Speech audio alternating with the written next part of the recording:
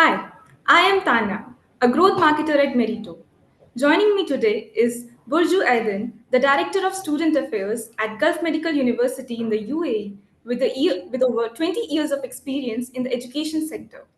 At the university, Ms. Aydin handles student advocacy, offering support in personal matters, career planning, counseling, and academic advising.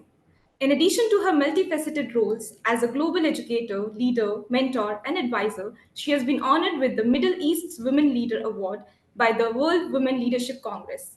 Ms. Aydin has also been featured in Executive She magazine as an educator with a global vision. And we also have Shabazz Siddiqui, who is the region head of UAE at Meritto. With more than 10 years of experience with 1,000 plus education organizations and heading the regions of UAE and Asia, he has helped them fuel their enrollment growths with Meritto's purpose built solutions, a de facto choice for all education organizations. By the way, he's in the transit on his way to Malaysia. How is it in Malaysia, sir? So thank you, Tanya, for the introduction. Hi, Ms. Aiden. It's good to meet you again. So it's a lovely weather here in Malaysia, and it's always good to visit our partners. And frankly, I got an opportunity to sit one of my partners' place. So currently, I have taken the opportunity to sit at their place and take this webinar. So it's really good to be in Malaysia and meet the partners and understand how we can build a better community, right, in terms of education and help each other in growing together. Miss Eden, my team told me about the time you came for Evolve by Meritto as a guest speaker. I've also seen your insightful videos and I'm looking forward to this discussion. So, could you please tell our audience more about Gulf Medical University and what exactly do you do there? Basically, what's your role majorly about? Thank you so much for that wonderful introduction, Tanya. I really appreciate it. Hi, Shahbaz. Hello from United Arab Emirates, everyone. It's lovely being on this webinar with Meritto. So I've been with Gulf Medical University for the last 7 years, working as the head of the Student Affairs Department. We're a leading medical university in the UAE, in Ajman. We have our own hospitals and clinics, 80 plus nationalities on campus, 3,000 students. We have 6 colleges offering 29 different various programs from undergraduate to graduate to PhD level. So happy to be here with you guys and very happy to represent Gulf Medical University. All right. Now that we've gained some insights into our role into your role at GMU, we would also like to understand more about how things are in the UAE currently, basically in the education industry and overall. Well, at the university, as I said, I'm heading the Student Affairs Department, but I do wear various hats, working with all the deans from 6 different colleges, working with the admissions department, general services department, all other departments, working hand in hand, making sure that our students are indeed happy from A to Z from the moment they join us as a student all the way to their graduation. Not only that, we also make sure that they are indeed our forever friends and family and stay as a connected alumni. So in my role, I am in charge of students' well-being, as well as, like I said, their extracurricular activities, local activities, outside activities, also their peer mentoring, peer learning, well-being, just any service related to student happiness, really. And we have our lovely clubs, our annual events, competitions, and seminars and workshops and so forth, just to keep our students engaged and happy and satisfied throughout their studies. Okay. Thank you for the insights into the broader context in UAE. Now let's focus on more specific aspect. So, Ms. Eden, what's engaging students in UAE like? Do you have anything to share from your experience of so far for so many years? Well, I've been very fortunate to be able to be in the field of education for the last 20 years in 10 different countries. And from my observation, I've always loved working with the students here in the UAE because they're extremely hardworking and motivated. Partly because I work at a medical university and they're going to be future doctors. Maybe they already have the ethics and morals to be very well behaved. But I've been very happy with all my students because whenever there's an opportunity of any sort of volunteering, I will have massive number of students turn up. We work with a lot of stakeholders and charity organizations, and I never struggle with recruiting students for volunteering and having them join our research events and so forth. So for me, student engagement has not been the most challenging part of my work, because like I said, maybe particularly I work with medical students and they have it in them to serve to people because they're going to be future healthcare professionals. So they have it in them. But looking at other 9 universities I work all around the world, then again, I have found students, again, very engaging and motivated, because I think being a student in that nature, you just want to also build your portfolio, networking skills, and so forth. So it's innate that we have this nature with our students. So I'm quite lucky in that aspect, I would say. So Shabazz, as the region head of UAE at Meritto, you have spent a lot of time on ground in UAE. So what is your take on student engagement in UAE? Do you think education organizations in UAE are doing really well? Yeah, absolutely, Tanya. Before I answer that, just to let you know about UAE as a region, right? So if you have seen the recent news, right? So there has been a lot of rainfall, right? And one best part about UAE is, the government and the people, right? The people are the key for any country, right? And if you see the people, they always come together, whether it's education fraternity, like Ma'am was also talking about volunteering, right? So when you talk from UAE as a country or, as a perspective, the people are very friendly there. They are ready to take up any of the challenges, like whether it's a national challenge or any other challenge that they are facing, right? They're always up for it. They go hand in hand, right? So today also, it was raining a lot, right? I'm sure now the weather has improved, as we discussed with ma'am. Now, talking about the question that you asked me, right, regarding spending time in UAE, as a market, right? So what I have understood in education organization in the UAE, irrespective whether it's a medical university, engineering university, art or cultural university or training institutes, right?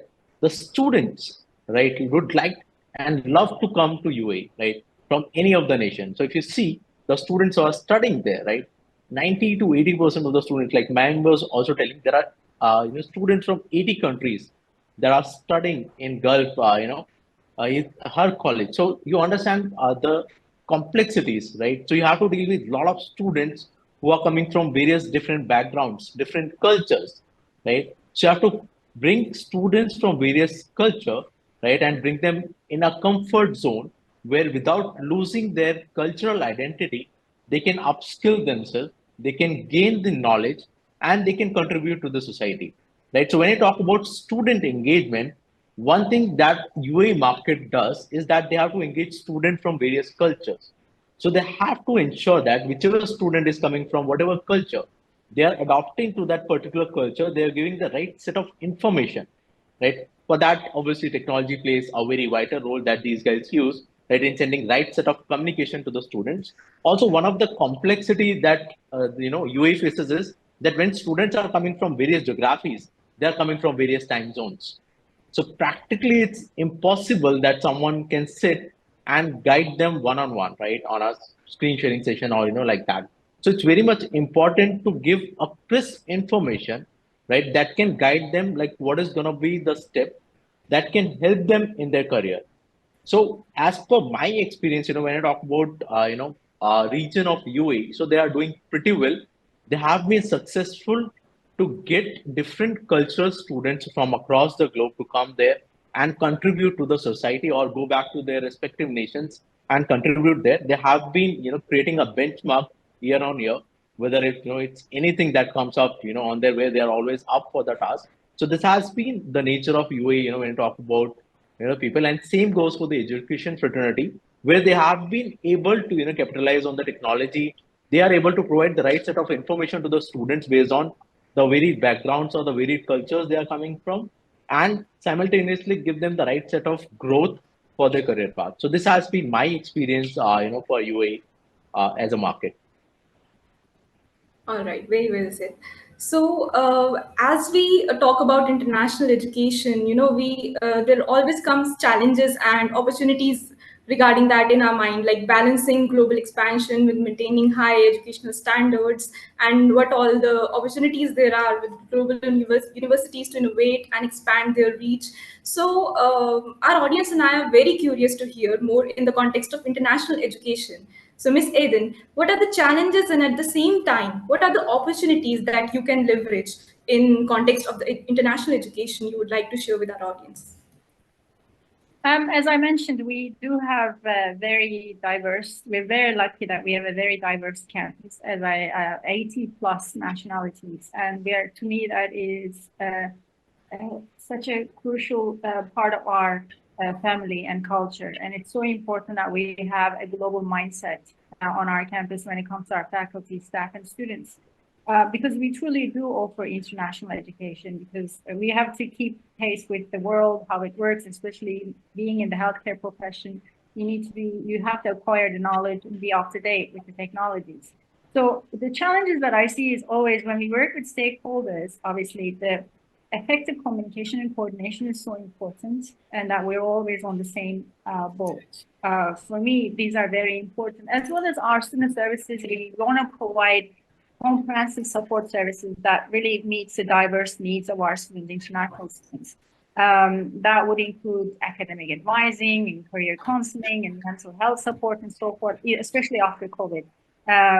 Now, we also need to, it requires a lot of planning and coordination, like I said. So tailoring support services to address cultural differences and promote student well-being is very essential. And this is exactly what we try to achieve. So it's going to sound cliche, but like I said, the communication and coordination and being on the same page is so important when we work with stakeholders and also diverse student body.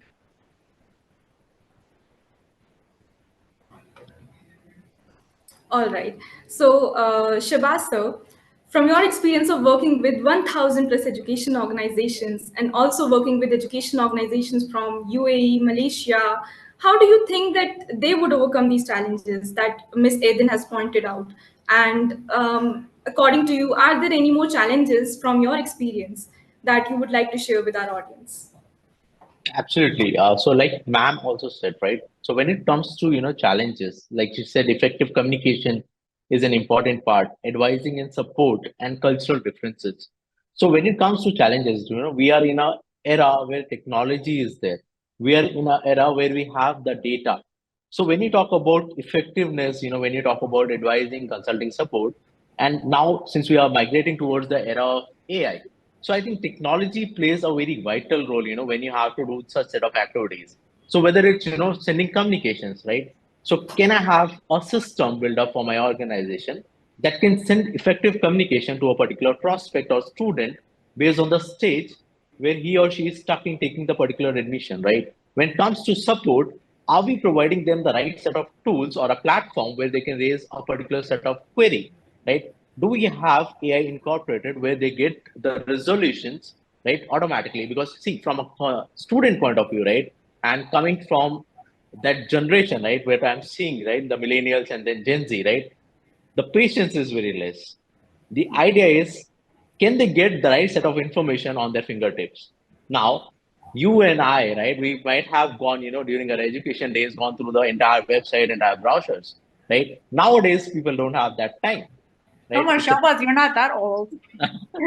no, I don't look that old, but I think I'm that old. I'm from that era only, right? So I think nowadays people would not like to go through all this communication or the clumsy websites to get the information. Rather, they want some tools like a chatbot that can give them information on the go.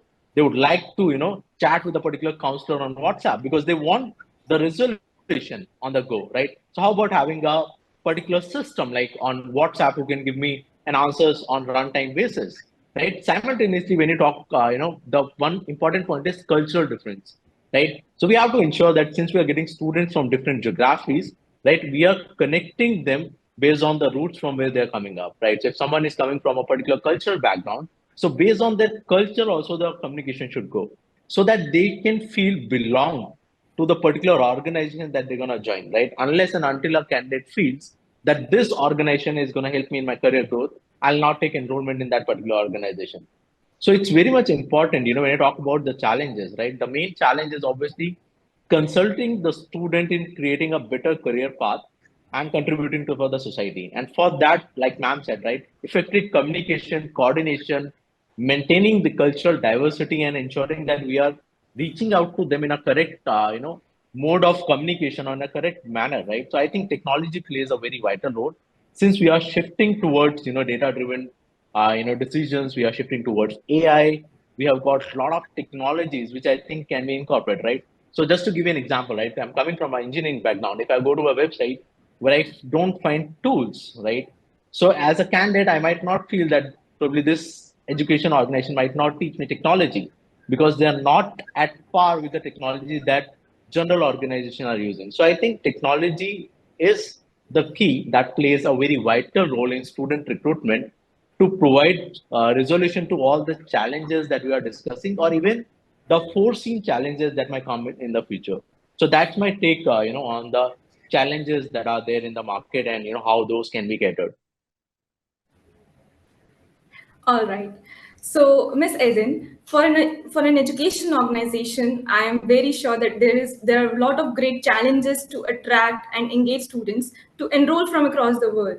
But once they enroll, how do the factors like cross-cultural faculty and staff or curriculum and extracurricular activities improve their experiences, according to you? See, Tanya, when our students choose a university, I'm sure it was the same for Shahbaz and yourself. It's a tag to your name for life. It goes on your resume, on your CV, and when you go in job interviews, or the fact that people call you depends on where you've studied. So it's a tag to your name for life. So when our students come and meet, I encourage when they go through the student services, our department, especially when they have 3-4 universities to sign up, they have it in mind, they're with their parents and they're excited. I always remind them, you're going to be with us 4 to 6 years. Make sure you make the wise decision. And your parents are going to invest so much money and time and effort for your education. So let's make the right decision together. Do you feel like you see yourself for the next 4 years here? Ask yourself, go around. So what we do is we give them, obviously, if they're abroad, we have a virtual tour also for them. If they are on campus, we make sure that we give them a glimpse of our classes, our labs, all the activities we do, or the events we offer. Making sure, because see, 4 to 6 years is a massive commitment and also a chunk of their lives. And we want to make sure that they make the right decision, okay? This is so important. And back to your question about international education and our faculty, how the cross-cultural competence. Because we have, like I said, I keep repeating, we have almost 80 plus nationalities. And we're very proud to say that also our faculty and staff do come from all around the world. We are an Indian owned university, very proud of that. Most of our students do come from India, from here locally in the UAE, and also from India itself. But we're proud of our Indian faculty and staff as well, because our students feel very close to them. They can actually have empathy towards their education, their teaching style, their curriculum, and so forth. So, but they act as role models, and no matter where they come from, our faculty, they are indeed massive role models, and they somehow, given their expertise, provide the education and that they need, and they feel that they are part of a family, and they feel we try to make an inclusive culture where we can be all a massive melting pot from all around the Arab region and Asian region, and you'll be amazed how many students we have from the US and Europe and Africa as well.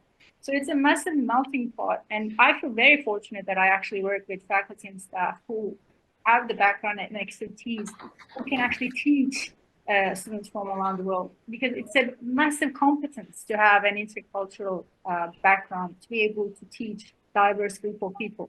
Because you go in a classroom and you have homogeneous students from one nation, that's one skill you have already. You've got to cater students from all around the world to attend their needs, their own cultural norms and values, the way that they've learned in their own countries, and to come and meet a student from a particular region. It can be very challenging. And also what I love about the UAE is that we, as a freshman in general education courses, not only we have our Flag Day, National Day, and making sure that they learn about local culture, culture. We also offer them a course called the assimilation to UAE culture as part of in the first semester. So they are exposed to the culture itself here. I believe it is part of the curriculum for all universities, and it's a mandatory class that all students must take, not only Arabic language courses, but also this exposure to UAE culture, which is so essential, I believe, to take this course and to learn about the culture that you possibly will spend 4 years minimum, possibly a lifetime if you end up staying. So it's very important to have culturally sensitive faculty, staff, and also students, I think. Very rightly said, ma'am. In fact, it sounds so good that I wish I could have graduated from Gulf Medical University. Oh, that's such a cute compliment. Yeah, that's like well, it's never too late. Listen, if you want to come and do your master's or PhD, you're more than welcome. Yeah. Could you please tell us how can I get admission maybe in the future? So what absolutely, just come on our campus and meet me, and I'll walk you through. We'll be very honored to have a student as yourself. Yeah. But I don't think we'll be letting her go. No. But I don't know, Tanya, is your background in education and healthcare? In healthcare. Is it? No, ma'am. Business administration in marketing. Oh, guess what? We do have a medical education degree, and also we have healthcare management and economics. So not only we actually teach the practical side of healthcare, we also have a bachelor's in healthcare and management, where our students will be working in hospitals as operational managers. So that is that business side. I don't know if you're interested. I would be definitely I'm not sure about Tanya, but I'll be definitely coming to your campus next week. Well, really, we're very happy to have you, Shahbaz. You're always welcome. You've been saying that for a while now. No, this time I'm for sure. I'm saying it in public, loud and clear, so I have to do. You're welcome anytime. Thank you. So, Shahbaz, I have a question for you. How do you think any education organization can enhance communication and engagement for international students? I mean, what are the 4 to 5 must-haves that you would like to share with our audiences? Yeah, so coming to the part of communication and engagement, right, for any organization, or when it comes to international students, right? So in terms of enhancing communication, the first thing that any organization should know is what is the background of the student, right? Like ma'am was consulting us, right? So she was asking you about your background, whether you're coming from a medical background or not. So that's very really important to ask the right set of question from a particular candidate before guiding the particular candidate, because you get to know what is the background, what the candidate is seeking from a particular education organization, right? What sort of value as a organization I can add in his or her career, right?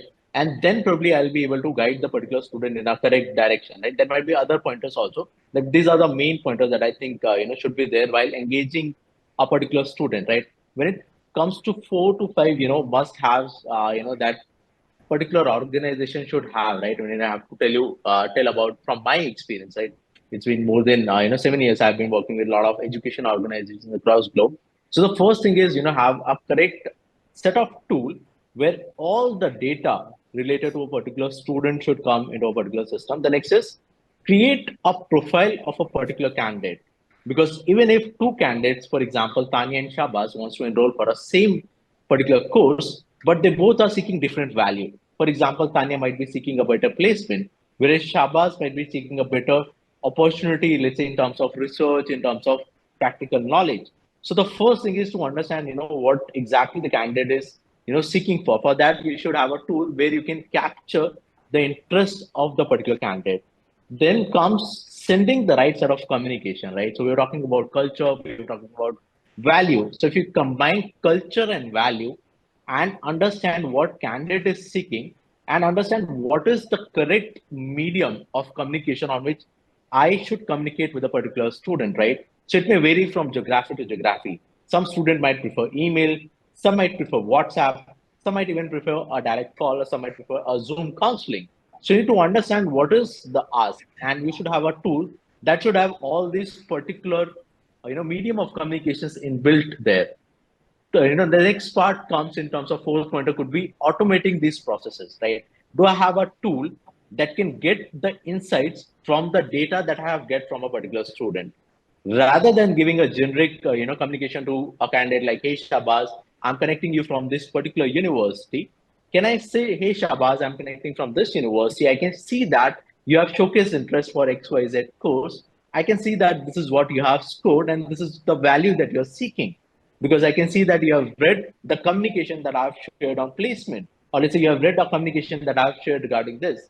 So how would you like us to guide you, right? Would you want us to connect directly on a phone call, or would you want, or I can give the student an option like you can connect on these particular tools to get the information regarding the same. So when it comes to 4 or 5 pointers that in order to summarize, you should have a tool that can practically capture the particular student's detail, get interest inside of the student, give you the right mode of communication, right, and can we automate these particular things to send the communication in an automated fashion so that there should not be a people dependency, right, rather a process dependency. The student comes based on their interest, whatever they're clicking, right, on your communications or your website or anything that you are asking, the system should be so advanced to give them an automated communication regarding and guide them what is the next step. And the last step should be one-on-one personal counseling, where we can add more value on top of the technology, because technology can come and go, but they cannot replace the human touch. So human touch is also important in terms of career guidance, that can never be replaced, right? Only these tools can help to enhance the counseling done by a particular counselor, right? I'm sure ma'am would add more pointers to it, but these are my 4 to 5 must haves that you should have in your organization to engage a particular student at different levels and different modes of communication. Absolutely agree with you, sir. So, ma'am, what is your say on this? Do you agree with sir? Absolutely. Shahbaz touched upon very good points there, but I'd like to add that what we'd like to do is, from the point of entering to our university, going for the admissions, what we do is we have some pre-arrival orientation programs. So if a student is interested in having a virtual tour of our accommodation, for our labs, for our clinics and hospitals, we have that option for them. So you don't have to necessarily be physically in the UAE. So just a general exposure to where they're going to be part of the family for 4 years is, I think, very important. And just to give them, like we also throughout the admissions process, they meet our faculty before even joining our uni. They have a little session over Zoom, let's say. They don't, like I said, they don't necessarily have to be in the country. Just to meet a couple of faculty members, just give them a peace of mind who their faculty will be, so that you feel comfortable, you know who is going to teach you for the next throughout your studies. We also offer what we call the peer mentorship program, and that starts with assigning a peer, a mentor to a joining student who is new, fresh, and it's like a big brother, big sister. Not necessarily. We have peer mentors for academic help, but we also have this option where it's for social and mental support. So like I said, it'll be a big brother and big sister. Just to give general support for our students who just, if you've just moved from India, for example, and you don't know anyone in the country in the UAE, and you're struggling with making friends on campus, this is another way we give support. Also, we provide cultural integration activities and so forth. Like I mentioned before, we take them to local trips in the country where they get to know the different 7M ranks, for example. Just a great exposure, making sure that they assimilate to the culture very quickly, so they feel like there's a sense of belonging. Because when students first join, they feel homesick the first semester, and they want to go. They go through these emotional, especially after COVID. I have personally seen how our students' mental health just changed a lot, and they have become a bit more. I would say that we need to provide more support for this.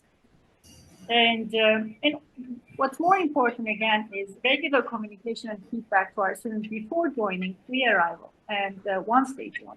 Again, going back to my comments, why? Because there's a sense of belonging if someone is talking to them, a peer mentor, peer advisor, someone from the admissions team, even from my own team. Say they're staying in the accommodation in the hostel, a warden who will be there to assist them with whatever they need.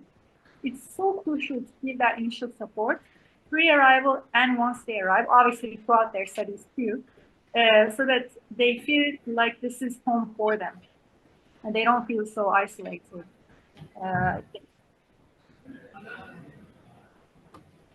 All right. So, for our audiences, we have seen how student engagement is done in UAE, in Gulf Medical University, and we also saw Shabazz sharing how, from his experience of helping 1,000+ education organizations globally, with how innovation and technology plays an very important role in improving engagement between education organizations and students, and ultimately making their experiences delightful. Though this conversation is so insightful and interesting, but I understand not taking up much time of both our experts and speakers, this is our time to wrap this discussion. But before we wrap up, I see a very interesting question in our Q&A from our audiences, which I would like to pick up. I'll just read aloud for our speakers. It says, to Miss Burju, how does Gulf Medical University handle crisis or emergencies, particularly with regard to the safety and well-being of international students? This is a very interesting question. I would like ma'am to take this up. I bet you it's coming from a student who is actually maybe. Can I have a name, please? No. It's a very good question. I think we're very well equipped. COVID taught us a lot of things. I personally, as an educational professional, learned a lot after those 3 struggling years. We handle crisis to a level where I never imagined we'll be able to. So for example, communication, as I always mention, it's very important. Just giving you the recent events with the weather, for example. Our students are asking, what are we doing? Do we have what's happening tomorrow, today? Do we have classes? Is it online? It's part of crisis, obviously. People live in Sharjah, Dubai. They don't know how to commute to our campus. So of course, the way that we deal is clear communication to our students, our parents, make sure that they are well communicated and that we tell them, look, we have online classes. Here are the Zoom links, and this is how we're going to resume your courses. I just could think of this quick crisis that we've been going through, obviously. And I would say today's crisis is the weather crisis that we're dealing with. But I would say the biggest one for me was definitely COVID. And the way that we handled it is through technology. The way that our faculty and staff, how we all learned so much more about underrated technology and online learning. The value of me running my events like Global Day, where I need my students to dance in front of you, and we were able to do it virtually. I mean, things we have adopted to make sure that they are still engaged and they are still enjoying their student life. It was, for me, it was just an amazing experience how we as humans quickly can adapt to crisis. And I think I also should thank to my higher management. They're also very, they are very receptive.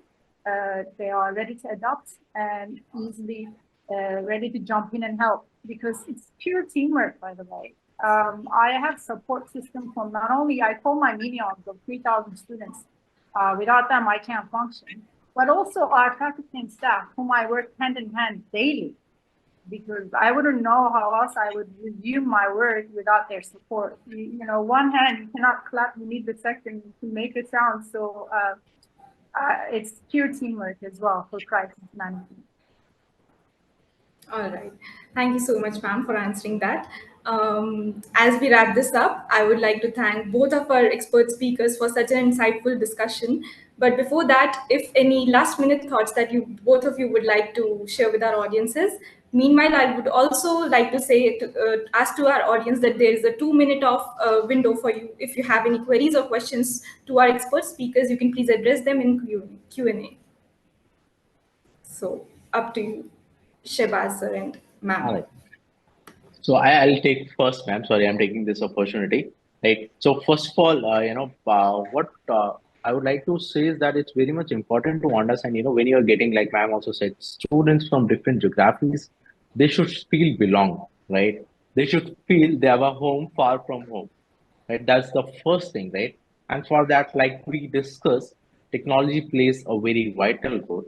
And we have also discussed that it's important to have different set of communications, right, at different level for a particular candidate to get, right? So whether it's emergency crisis, whether it's related to the guidance, whether it's related to some things that are not in our control. For example, UAE currently is facing a lot of, weather changes. So when it comes to, rains and everything, right? The students, like in terms of commuting, right, in terms of taking the lectures, So I have seen, like, during COVID time, we have seen organizations who were, practically offline, and now they are some of the leaders in terms of adopting to the technology. So I believe that technology, along with, this particular human touch, can, evolve and help, in formulating a better methodology and process in terms of student recruitment, as well as managing the students who are coming away from different geographies and, studying in your particular campus. Tanya, I was looking at the Q&A questions, and there's one that says, can you elaborate on research opportunities? I'm very happy to inform our audience that we have a wonderful team, Tumay Institute of Research, cancer research team on our campus. And they do a wonderful job. It's funny enough that it's actually today and tomorrow our research day. And 110 plus poster presentations are normally going on our campus, but today we have to do it virtually, and they still do it. I heard from my colleagues that 250 students participated just to our research day today, and we have brought in researchers from Portugal, from the US, just to be part of our research day. So if you want more information, this particular person who asked me this question, please be part of our research day, which is an annual event that we do, and you can present your presentation, your research, collaborating with a faculty member, and get a recognition, and also get a chance to meet researchers on various topics who come in as keynote speakers to our campus, and you can work with them closely as well. So all those details are on our website. Please do follow us on social media on our website and be part of our research day, which we are very proud of. And I personally know our faculty puts in so much effort. So it's a 2-day event this year. Last year was also there. So please, it's an event annually that's happening, and I encourage all students from all around the world to reach out to us and present their poster and their research with us. That's a very great opportunity for the audiences, ma'am, I would say. I can see another question for you, ma'am.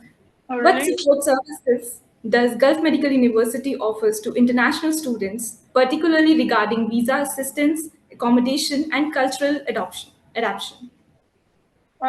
So what we offer to our students is, obviously, I wouldn't say we are the expert, but we're pretty good at what we do while handling international students, given that we have students from all around the world, even from Russia. I mean, I can name 80 plus countries to you. I keep saying that.